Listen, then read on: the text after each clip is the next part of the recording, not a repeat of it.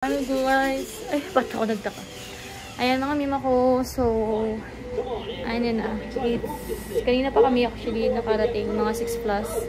Ngayon is 7:49 na ng gabi. And kakatapos ko lang maligo. Tsaka yung mga bata kakatapos lang din nila. So, ngayon, ano nga ba yun? Meron ako sasabihin. Nakalimutan ko kanina eh. Alam nung nasa CR ako.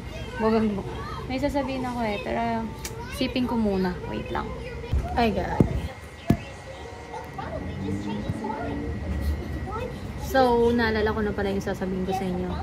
Kaya napapansin nyo lagi kami sa Ayala pumupunta. Kasi, yun lang yung pinaka-convenient na pwedeng puntahan. At the same time, mas na-refresh yung mga utak ng mga bata, pati kami. Okay, later. So, kaya kami lagi na nandun. And kanina hindi ko naman napakita yung sa inyo yung hindi ko alam kung underground yun, pero nasa ilalim yun eh. Ano siya, tawag na to, food court. Dati talaga wala masyadong tao doon. Nung unang punta namin doon, ilan lang yung tao doon, makikita nyo, ilan lang, mabibilang nyo lang sila. And then nung lately lang na kami na pumunta na medyo marami ng tao. So, sobrang sabi ko parang kailan lang, no? Parang konti lang yung tao. Pero ngayon, tingnan mo, madami ng tao. Tapos at the same time, marirelax din yung utak mo doon. Dahil merong mga banda na pwede silang kumanta. So, isa rin yun sa pinaka nagustuhan ko din doon sa food court na yun. Unlike dito sa Robinsons Malate, Manila is sobrang crowded. Dumadami yung tao at the same time, medyo maingay na. Pero dito, dumadami ang tao, malawak yung food court, mabango, at the same time, maaliwalas kasi lahat ng upuan doon, table, white yung kulay. Maano mo talagang basta maaliwalas siyang tignan, which is maganda sa tao, nakaka-relax siya. Kaya lagi kaming nandun. Hindi ko naman napakita yun sa inyo, kaya ngayon, pinakita ko na. Kasi maganda talaga yung food court nila doon. As in, kaya kami bumabalik. Pangalawang beses na namin na kumain doon sa food court na yun. Although, medyo may kamahalan lang at tapos, walang signal din. So, kung may mga bata kayo na pwede nyong dalhin doon sa Ayala Mall Manila Bay doon sa food court ng Landmark, is dapat meron na kayong mga na-download na mga like cartoons kasi wala talagang signal. Yun lang yung hindi maganda doon. But siguro I hope next time sana may free man lang na wifi na kahit na 1 hour lang na pwedeng ma-consume ng tao, di ba? Kasi maganda yun eh.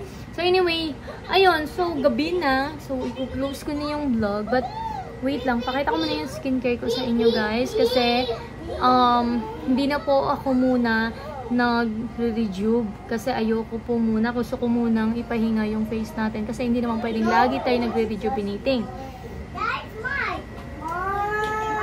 Ay, stop ha! Stop! While I'm vlogging, while I'm taking video, can you please stop fighting?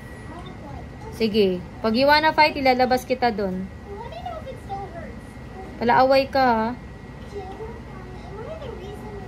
So, yun nga nasabi ko sa inyo, hindi na ako nagre-rejuvenating dahil ayoko na pong mag-rejuve. So, yung ginagamit ko na ngayon is yung Lux Organics na toner.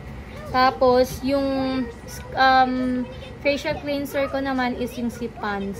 Yun na yung ginagamit ko ngayon mga mima ko kasi hinihinto ko muna po yung aking face.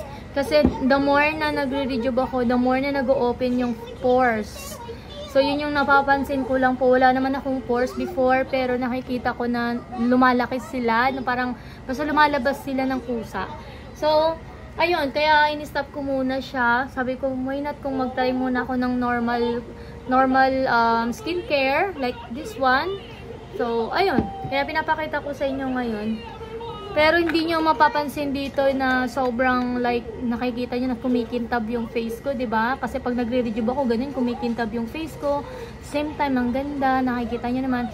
Pero ngayon nakikita nyo na may eye bag ako at the same time, hindi siya ganun ka sobrang sigla. But it's okay kasi yan talaga yung natural skin ko mga mima ko. Ayan talaga yung natural skin ko. Kasi hindi naman talaga ako nagre-rejuve dati. Ganyan talaga yung skin ko, mga mima ko. Ayan. Then, so, dahil mayroon tayong Lux Organics, maganda to. Sobrang recommended ko rin to mga mima ko kasi mabilis siyang ma-absorb sa skin ko. At the same time, hindi siya malagkit. Then, meron tayong Lux Organics din na serum. Ito din, super duper na gusto ko to. Hindi siya ganun kaamoy, which is, kung may mga like allergic rhinitis kayo na sensitive sa mga like mga amoy, alikabok, gano'n. Ito, recommend ko rin si serum nila kasi hindi siya ganun ka bango. So, ayan. Kasi pag nakaamoy lang ako, like, for example, mga pabango, nag-spray lang ako ng konti, or kaya foundation, nasasagi sa ilong ko, may tendency na nag-a-atching ako. Kasi po, may allergic rhinitis po ako. Ayan. Tapos, pag in-apply mo tong serum na to, mga mima ko, sobrang ganda sa face. Ayan, o. Every, gabi at saka morning ko siya ginagamit. So, yan lang. Tapos, yung cleanser ko, papakita ko sa inyo.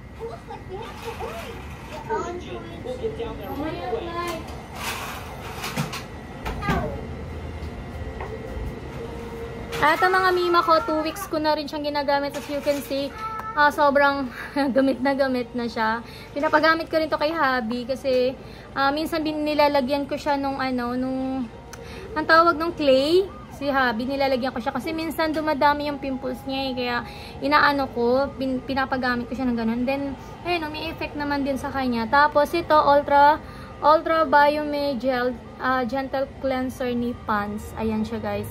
Then, sobrang din ito. Yung kanyang nito, mga mima ko is, siya clear. Clear yung kanyang consistent. Tapos, para siyang gel pag ginanon mo. Pero kailangan may water ka, tapos bago mo siya ilalagay sa face mo. So, ayan, tapos na tayo. Yan na yung mga ginagamit ko lately. So, meron din ako ditong pants. Yung pants ko, ito pang gabi siya. And ito yung pang umaga. Actually, ito, hindi ko siya na-review dati. Gusto ko to i-review. Pero nakalimutan ko i-review sa inyo, mga mima ko. Anyway, ito ko lang din dito. Isasabihin ko lang din sa inyo. Itong day cream na to, pang umaga siya, mga mima ko. Meron tong SPF 18. Ayan. Maganda din to. Kahit hindi ka na hindi ka na maglagay ng foundation. Ang ganda ng face ko dito. Tapos, kung gusto mo naman na, kunwari, sa gabi ngayon, nag-apply ka na ng serum, pwede ka mag-apply na ito, mga mima ko. Sobrang tagal na neto, mga mima ko. Tinabi ko lang siya. Dahil nga nagre-rejuve ako, hindi ko siya ginagamit. So, nandyan lang siya. Tapos sabi ko, why not na ipahinga ko yung face ko. Tapos, gumamit ako ng normal na skincare. Kasi ayoko muna mag-rejuve, mga mima ko. Kasi dahil sobrang hirap po pag nagre-rejuve. Napifeel ko parang bumibinat yung face ko at the same time. Hindi rin talaga maganda laging nagre-rejuve ka. Hindi siya recommended actually kasi na-open yung pores ko as in talaga. Na-open yung pores ko. Yun yung napapansin ko sa kanya. Anyway, maganda rin to, mga mima ko. Tapos yung neto, consistent neto. Ito naman pa-purple siya. Pero itong night cream ko is pa-pink naman siya. Ayan, gamit na gamit, diba? Ang bango neto. Sobrang gusto ko nitong pants. Ito, recommended ko rin to sa inyo, mga mima ko. Pants, day cream, and night cream. Then si, Lux Organics Whitening Repair na toner. At etong si Serum Whitening Repair Lux Organics. Tapos, yung cleanser naman natin, ito, mga mima ko. So, yun lang naman yung ating skincare. At, close ko na yung vlog ko. In-update ko lang kayo dahil, ayun nga, hindi na po muna akong gagamit ng rejuvenating, no? So, yan lang, mga mima ko. And thank you so much sa pagsama sa vlog namin today. Yun lang, and good night sa inyo lahat!